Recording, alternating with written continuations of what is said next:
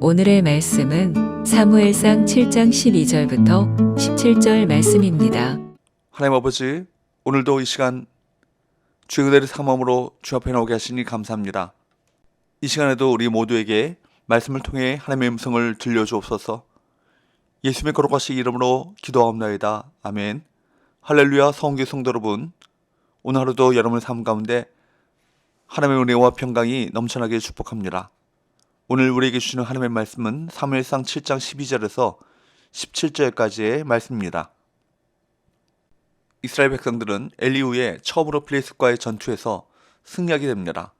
12절, 사무엘이 돌을 취하여 미스바와 센 사이에 세워 이르되 여호와께서 여기까지 우리를 도우셨다 하고 그 이름을 에벤에셀이라 하니라. 사무엘은 을의 왕의 업적을 기리는 데 쓰이던 석비에 에벤에셀이라는 이름을 붙입니다. 에벤에셀의 뜻은 도움의 돌이라는 뜻입니다. 그리고 이어서 여호와께서 여기까지 우리를 도우셨다라고 뜻을 풀이합니다. 에벤에셀이라는 이름은 사무엘서를 읽는 우리에게는 낯설지 않습니다. 사무엘상 5장 1절 말씀에 보면 블레셋 사람들이 하나님의 궤를 빼앗아 가지고 에벤에셀에서부터 앗솔에 이르니라 라고 기록되어 있습니다. 이스라엘이 잊지 못할 치욕적인 곳, 블레셋에게 하나님의 궤를 빼앗긴 곳이 바로 에벤에셀이기 때문입니다. 사무엘은 하나님의 궤를 블레셋에게 빼앗겼던 곳이 이 장소 에벤에셀이라는 것을 너무나도 잘 알고 있었을 것입니다. 그렇다면 미스바에서 침략한 블레셋을 하나님의 도우심으로 물리치고 에벤에셀이라고 하는 기념비를 세운 것은 너무나도 의미심장한 일이 아닐 수 없습니다. 이스라엘 민족이 전에는 하나님의 궤에 대한 미신적인 신앙으로 궤를 빼앗기는 수치를 겪었지만 지금은 하나님의 주권적인 도우심과 은혜로 이길 수 없는 전쟁에서 승리하고 그 승리에 대한 넘치는 감사와 찬양으로 기념비를 세워 그 이름을 에벤에셀, 하나님께서 여기까지 우리를 도우셨다라고 한 것입니다. 말씀드린 것처럼 고대 근동에서 일반적으로 승전비의 내용은 신의 도움을 받은 왕의 업적을 기리곤 했습니다. 그러나 사무엘은 승전비의 내용을 오로지 여호와의 도우심으로 채웠습니다. 블레셋과 벌인 전투에서 크게 승리한 공을 오로지 여호와와 함께 돌린 것입니다. 곧 오로지 여호와의 도움이 모든 승전과 업적을 가능하게 했다는 말입니다. 하나님께서 행하신 일을 기억하고 감사할 때 신앙은 길을 잃지 않습니다. 13절, 이에 블레셋 사람들이 굴복하여 다시는 이스라엘 지역 안에 들어오지 못하였으며 여호와의 손이 사무엘이 사는 날 동안에 블레셋 사람을 막으시매 이스라엘과의 전쟁에서 패배한 블레셋은 당분간 이스라엘 지역을 침략하지 않았습니다. 다시는 이스라엘 지역 안에 들어오지 못했다고 기록되어 있는데 이는 13절에 말하고 있듯이 사무엘이 이스라엘의 지도자로 다스릴 때 그 기간에 한해서 말하는 것이지 블레셋이 계속해서 이스라엘 지역 안에 들어오지 않았다는 뜻은 아닙니다. 사무엘 이후에 블레셋은 계속해서 이스라엘을 침략하며 괴롭혔습니다. 한편 블레셋이 이스라엘을 침략하지 못하도록 막은 하나님의 능력이 하나님의 손으로 표현되었는데 이 표현은 앞에서 하나님의 궤 때문에 블레셋 도시들을 치실 때도 여러 번 사용되었습니다.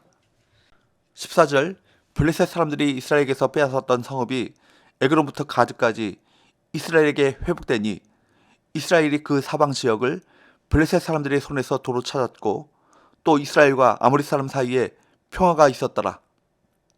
사무엘이 이스라엘의 사사, 선지자, 제사장으로 있는 동안 하나님의 손이 블레셋의 침략을 막아주실 뿐 아니라 블레셋에게 빼앗겼던 도시들을 다시 찾게 하셨습니다. 에그론부터 가드까지 그 근방 지역을 이스라엘이 다시 회복했습니다.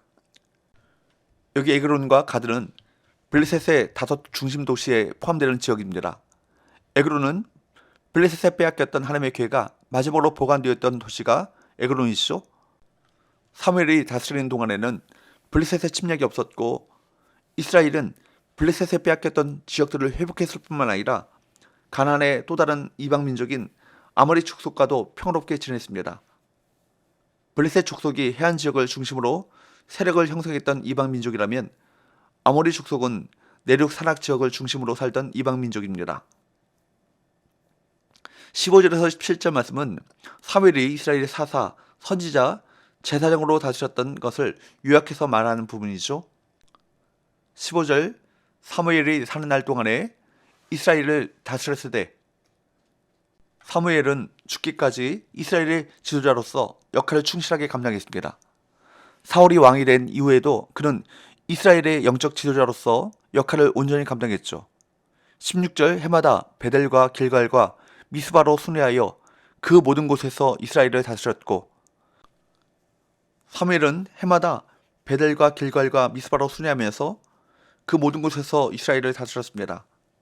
그렇다고 해서 그의 리더십이 이 세 도시에만 미친 것은 아닙니다. 사무엘의 영향력은 이스라엘 전역에 미쳤죠. 사무엘상 3장 20절 말씀에 보면 단에서부터 브레세바까지의 온 이스라엘이 사무엘은 여호와의 선자로 세우심을 입은 줄 알았더라. 4장 1절 사무엘의 말이 온 이스라엘에 전파되니라.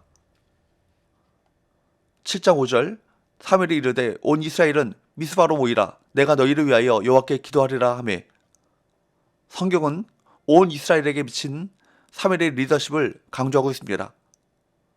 사무엘이 라마를 기점으로 순회하면서 주로 다스렸던 곳은 세 곳이었지만 그의 리더십은 이스라엘 전역에 미치기에 충분했습니다. 각 지역을 보면 베델은 야곱이 하나님께 돌기둥을 세운 곳으로 유명하고 길갈은 출애굽한 이스라엘 민족이 요단강을 건너 가나안 지역에 진입했을 당시에 이스라엘의 전진기지 역할을 하는 곳이고 미스바는 사무엘이 전 이스라엘을 불러 회개를 촉구한 곳입니다. 17절 라마로 돌아왔으니 이는 거기에 자기 집이 있음이니라. 거기서도 이스라엘을 다스렸으며 또 거기에 여호와를 위하여 제단을 쌓았더라. 사무엘은 자기 집이 있는 라마로 돌아왔습니다. 라마는 어떤 곳입니까? 라마는 사무엘이 태어날 당시 사무엘의 부모인 엘가나와 한나가 거주하던 지역으로 1장 1절 말씀에 보면 라마다임 소빔으로 불렸던 곳입니다. 사무엘은 자기 집이 있는 라마에 돌아와서도 지도자의 역할을 게을리하지 않았습니다. 거기서도 이스라엘을 다스렸고 거기서도 제단을 쌓아 하나님을 예배했습니다. 성도가 있는 바로 그곳이 사명지이자 예배의 자리인 것입니다. 어디 있느냐 이것이 중요한 것이 아니라 어떤 마음으로 있느냐 이것이 중요하죠. 자신의 사명과 역할을 한순간도 잊지 않는 지도자는 공동체에 복이 됩니다. 하나님께서는 우리 모두가 사무엘과 같이 하나님께서 주신 사명을 기억하고 자신이 해야 할 사명을 그 역할을 분별하는 사명자가 되길 원하십니다. 여러분, 하나님은 사무엘을 통해 이스라엘을 미스바에서 회개시키셔서 영적 각성으로 이끄셨습니다. 또 사무엘이 이스라엘을 다스리는 동안 블레셋을 막아주셨습니다. 사무엘은 꼭 필요한 지도자와 사명자의 모습을 보여주고 있습니다. 우리는 하나님과 백성을 향한 열정과 섬김의 이 리더십을 본받아야 할 것입니다. 기도합시다.